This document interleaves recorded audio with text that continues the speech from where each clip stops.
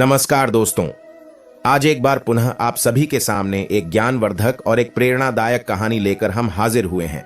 चाहे मर जाना, मगर ये 3 बातें स्त्रियों को कभी मत बताना। दोस्तों, आज की कहानी बड़ी ही ज्ञानवर्धक और बहुत ही रोचक है। आज की इस कहानी का मकसद है कि कभी भी इन 3 बातों को स्त्रियों को या अपनी पत्नियों को कभी नहीं बतानी चाहिए। जो भी पुरुष ये 3 बातें स्त्रियों को बता देता है तो वह पुरुष सदा के लिए ही गरीब रहता है, पुरुष सदा दुखी रहता है। तो इसलिए आप सभी से हम आग्रह करते हैं कि आज के इस ज्ञानवर्धक कहानी को अपने मित्र बंधु तक अवश्य शेयर कीजिएगा, ताकि उन्हें भी इस ज्ञानवर्धक कहानी का लाभ प्राप्त हो सके। दोस्तों, अगर आप इस चैनल पर पहली बार आए हैं तो चैनल को सब्सक्राइब जरूर कर दीजिएगा, साथ ही बेल आइकन को प्रेस कर दीजिएगा, ताकि हमारी हर आने वाली वीडियो का नोटिफिकेशन आप सभी को समय समय पर प्राप्त हो सके। तो दोस्तों, आइए ज्यादा समय बर्बाद ना करते हुए आज के इस कहानी को शुरू करते हैं। चाहे मर जाना, मगर ये 3 बातें स्त्रियों को भूलकर भी मत बताना। प्राचीन समय की बात है। एक नगर में एक राम गोपाल नाम का एक व्यक्ति रहा करता था। राम गोपाल मन से बहुत ही भोला था और बहुत ही सीधा साधा था और बिना पापी था। उसने अपने जीवन में कभी किसी प्रकार का कोई पाप नहीं किया था।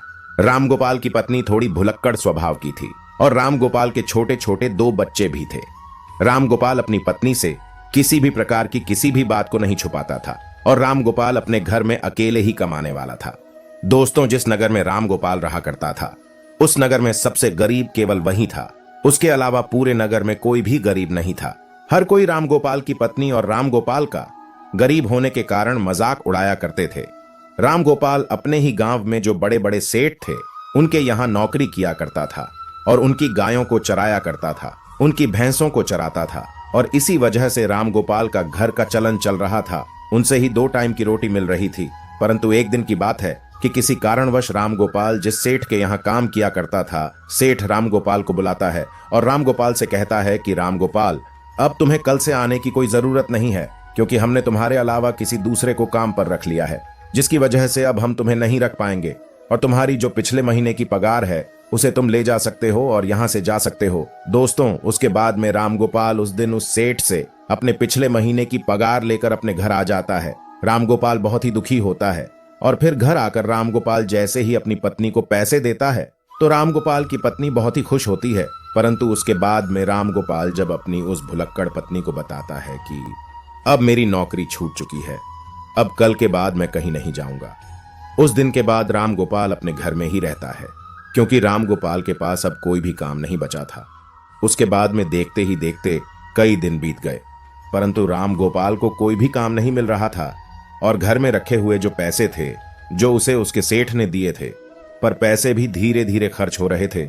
उसके बाद में राम गोपाल इस बात को सोचने लगता है कि अब हमारे घर का चाल चलन कैसे चलेगा। हमारे घर में कमाने वाला केवल मैं अकेला हूं और मुझे कुछ ना कुछ तो करना ही होगा, वरना इस तरह तो हम भूखे मर जाएंगे। दोस्तों, इस प्रकार देखते ही देखते कई दिन बीत गए और फिर एक ऐसा समय आ जाता है जब राम गोपाल के घर में खाने के लिए एक दाना भी नहीं बचता है। फिर राम गोपाल बहुत ज्यादा उदास हो जाता है और फिर मन ही मन अपने आप को कोसने लगता है। और फिर एक दिन की रात को राम गोपाल को अपनी पत्नी और अपने बच्चों के साथ भूखा ही सोना पड़ता है। और फिर जैसे ही दूसरे दिन सवेरा हुआ तो राम गोपाल घर से थोड़ी दूर एक जंगल में जाता है और जंगल में लकड़ियां काटने के लिए जाता है। तो राम गोपाल जैसे ही जंगल में लकड़ी काटने के लिए जाता है तो राम गोपाल को एक संत दिखाई देते हैं। जैसे ही राम गोपाल को वह संत दिखाई देते हैं तो वह राम गोपाल संत के नजदीक जाता है और फिर संत राम गोपाल को देखकर अपनी आंखें खोल लेते हैं। दोस्तों, राम गोपाल उस विद्वान संत को प्रणाम करता है और प्रणाम करने के बाद उनके पैरों में गिर जाता है और कहता है कि हे पितामह, हे गुरुदेव, मेरे घर में खाने पीने के लिए दाना पानी नहीं है, मेरी बीवी और बच्चे भूखे मर रहे हैं, कृपा करें आप मुझे कोई ऐसा सुझाव दें जिसकी वजह से मेरा घर ठीक तरह से चल सके। दोस्तों, इस प्रकार विनती करने के बाद में वह संत राम गोपाल की ओर देखता है और देखकर यह पाता है कि वह बहुत ही नेक दिल है। उसने अपने जीवन में आज तक पाप नहीं किया है और बहुत ही सीधा साधा स्वभाव का है। उसके इस स्वभाव को देखकर विद्वान साधु राम गोपाल से कहता है कि राम गोपाल, मैं तुम्हें आज ऐसे एक पेड़ के बारे में बताने वाला हूं। अगर उस पेड़ के नजदीक जाकर तुम उस पेड़ से जो भी मांगोगे तो वह पेड़ तुम्हें लाकर दे देगा, और अगर उस पेड़ की छोटी सी भी लकड़ी तुम तोड़ लेते हो, काट लेते हो, तो वह सोने में बदल जाएगी और इस तरह तुम अपने घर को चला सकते हो। अपने घर की गरीबी को दूर कर सकते हो।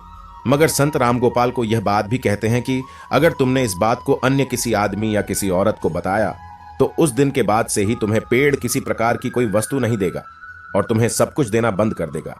रामगोपाल तो सीधा साधा था और रामगोपाल उस साधु के द्वारा बताए गए उस पेड़ के नजदीक जाता है और पेड़ के नजदीक जाकर रामगोपाल को सबसे पहले अपनी बीवी और अपने बच्चों की याद आ गई। और फिर रामगोपाल सबसे पहले उस पेड़ से, उस वृक्ष से एक बोरी चावल मांगता है। जैसे ही रामगोपाल उस वृक्ष से एक बोरी चावल मांगता है तो झट से ही न जाने कहां से एक बोरी चावल रामगोपाल के सामने आ जाते हैं।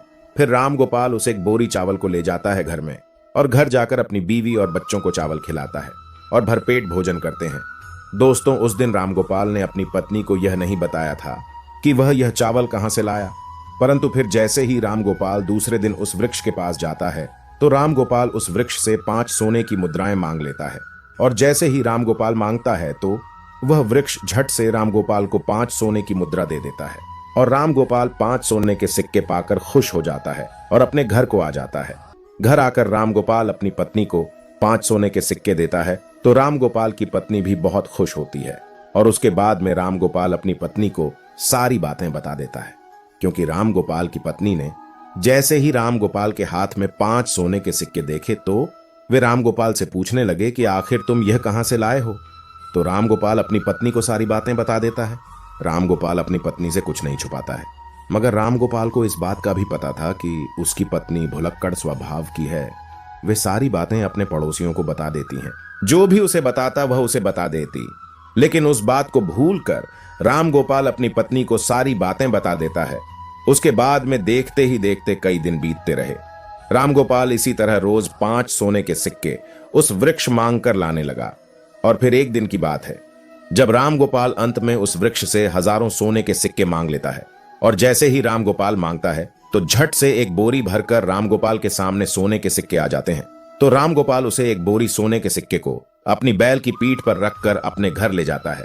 दोस्तों, सोने के सिक्के पाकर और उस विद्वान संत का आशीर्वाद पाकर रामगोपाल देखते ही देखते बहुत धनवान हो गया।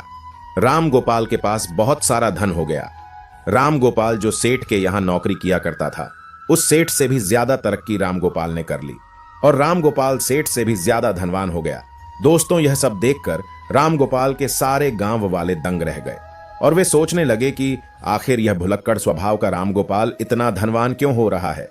दर्शकों, कोई रामगोपाल से अगर कोई भी इस बात को पूछता कि तुम आखिर इतनी जल्दी धनवान क्यों हो रहे हो, तो रामगोपाल किसी को भी सच नहीं बताता था, क्योंकि रामगोपाल को उस विद्वान साधु ने किसी को बताने के लिए मना किया था। परंतु वे लोग रामगोपाल को छोड़कर रामगोपाल की पत्नी से इस बात को पूछने लगे।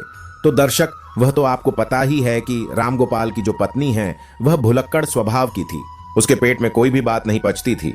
तो रामगोपाल की पत्नी सारी बातें उन गांव वालों को बता देती थी कि आखिर मेरा पति कहां से धन लाता है।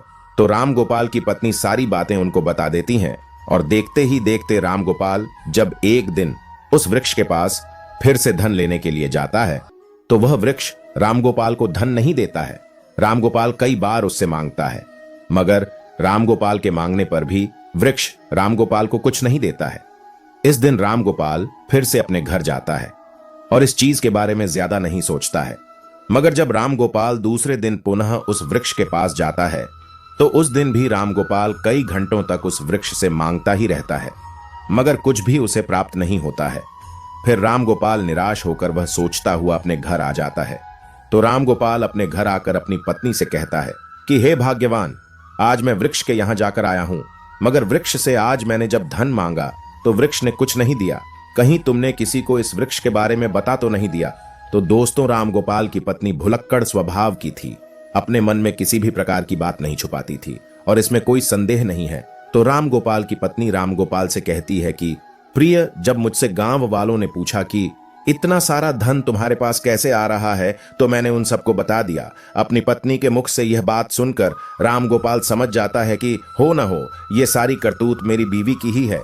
उसके बाद में रामगोपाल अपनी पत्नी को बहुत डांटता है और फिर इस तरह दिन बीतते रहते हैं। कई दिन बीत जाते हैं। रामगोपाल के पास जो धन था वह सारा धन खर्च होता जाता है और देखते ही देखते रामगोपाल फिर से अमीर से गरीब होने लगता है।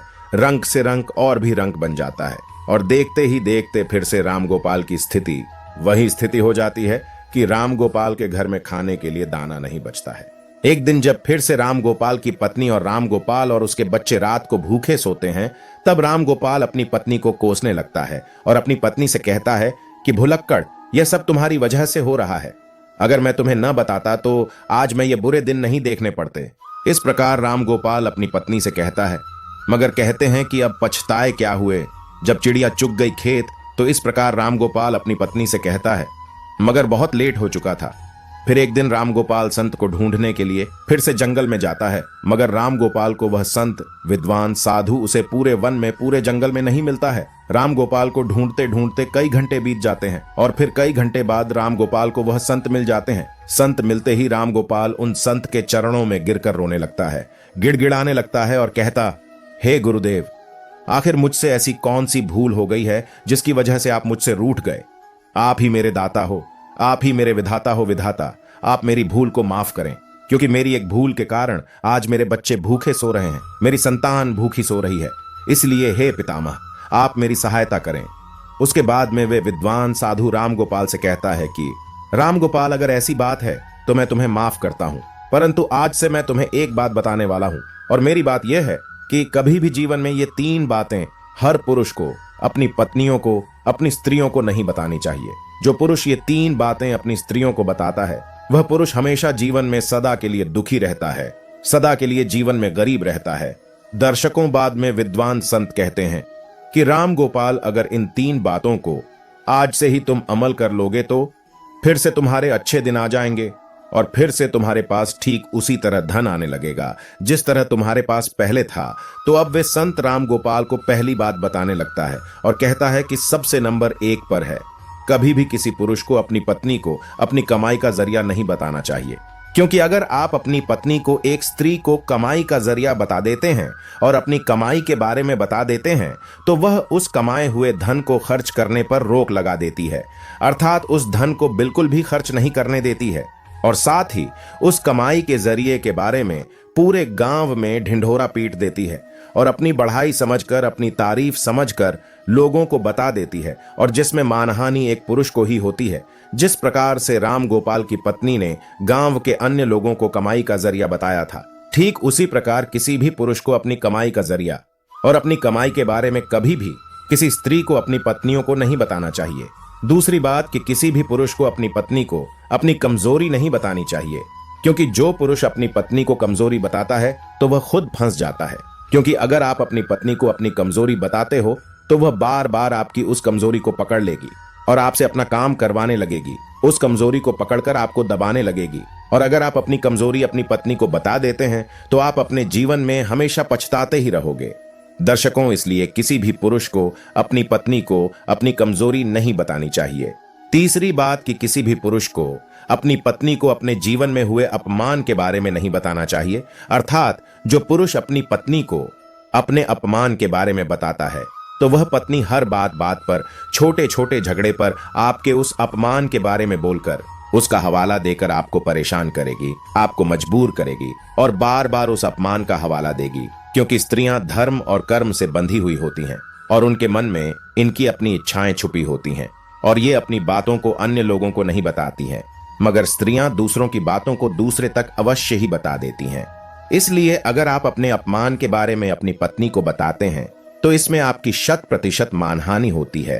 ये 3 बातें कभी भी एक पुरुष को अपनी पत्नी को नहीं बतानी चाहिए। तो ठीक इसी प्रकार विद्वान साधु राम गोपाल को 3 बातें बता देता है। राम गोपाल संत के द्वारा बताई गई इन 3 बातों पर अमल करता है और उसके बाद में अपने घर जाता है और घर जाकर इन 3 बातों पर अमल करने लगता है। फिर देखते ही देखते पुनः राम गोपाल की वही अच्छे दिन वापस आने लगते हैं, मगर उसके बाद में राम गोपाल उस विद्वान संत के द्वारा कही इन 3 बातों पर अमल करने लगता है। और जब अपनी पत्नी को ये 3 बातें नहीं बताता है तो राम गोपाल फिर से रंग से राजा बन जाता है। तो दोस्तों, इस प्रकार ये 3 बातें स्त्री को नहीं बतानी चाहिए। कहानी आप सभी को कैसी लगी कमेंट बॉक्स में जरूर बताइएगा। साथ ही उम्मीद करते हैं कि आप सभी दर्शकों को हमारी आज की ज्ञानवर्धक प्रेरणादायक कहानी पसंद आई होगी। अगर ये कहानी आप सभी को पसंद आई हो तो वीडियो को लाइक, शेयर और चैनल को सब्सक्राइब करके बेल आइकन जरूर दबा दीजिएगा, ताकि हमारी आने वाली हर नई वीडियो का नोटिफिकेशन आप सभी दर्शकों को समय समय पर प्राप्त हो सके। और सबसे पहले प्राप्त हो सके तो दर्शकों, उम्मीद करते हैं कि वीडियो आप सभी को पसंद आया होगा। मिलते हैं अगले वीडियो में और एक नए ज्ञानवर्धक प्रसंग के साथ। तब तक के लिए अपना ख्याल रखिएगा। धन्यवाद।